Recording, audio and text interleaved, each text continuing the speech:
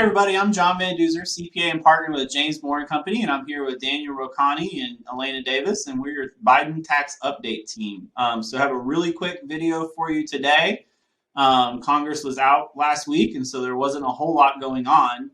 But I do think there's been some rustling on Capitol Hill this week. So Elena, why don't you fill us on what's going on in Congress? Right. So the week before last, Congress passed the infrastructure bill that was enacted by the president this Monday, the 15th. So now their attention has turned on to the Build Back Better Act, and that is the social spending bill that is costing now about $1.75 trillion and has all the tax provisions. So this bill is currently in the House. They're expecting to vote on it as early as this week.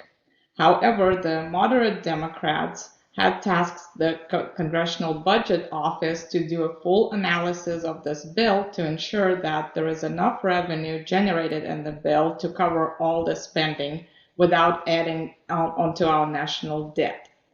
So the Congressional Budget Office had promised to provide the analysis by this Friday.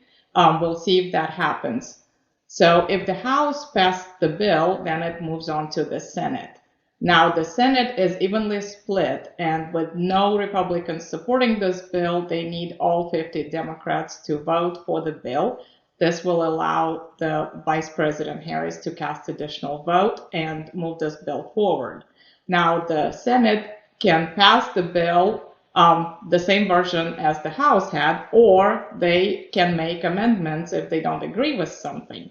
If they make amendments, then the bill reverts back to the House and the whole process starts over. Next week, the Congress is on another holiday recess, and then we only have a few weeks left in the year before they conclude the session. So there is a lot of pressure on the House and the Senate to move this piece of legislation forward. Right. So the current game plan in the House is to pass the bill no later than Friday. They passed the Bipartisan Infrastructure Act. It was 8 or 9 or 10 o'clock at night when it finally got passed. So I wouldn't hold your breath that it's going to get passed by 5 p.m. on Friday.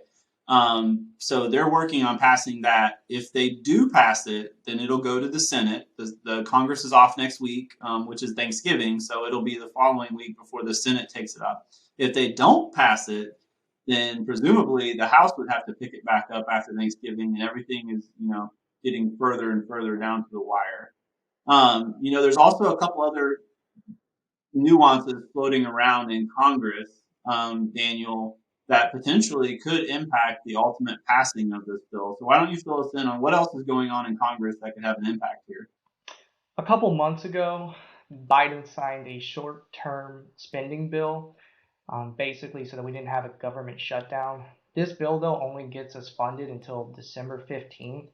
And Treasury Secretary Yellen came out a couple days ago basically saying if we don't sign a new spending bill by December 15th, we're in risk of defaulting on our debt obligations.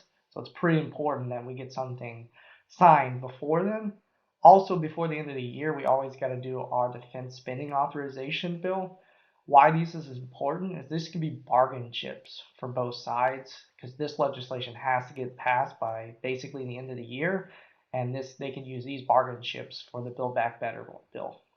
Yeah, so you have kind of three critical pieces of legislation by the end of the year, right? You have the Build Back Better bill, you have funding the government, and you have this defense spending authorization bill that all need to be passed.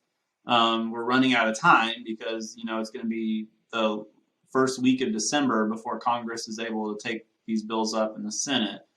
So I would expect to see a lot of horse jockeying. The Senate can make amendments to the Build Back Better.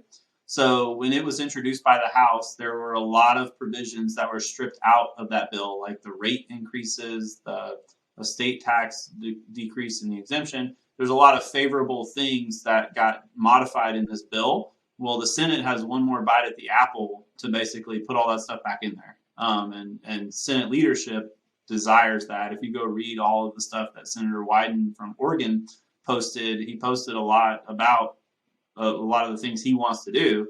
And it was basically held hostage by just a few Democratic votes. So really curious to see what that process will look like and how it'll ultimately take shape. I think it'll have a really big impact, unfortunately, really at the 11th hour for the year.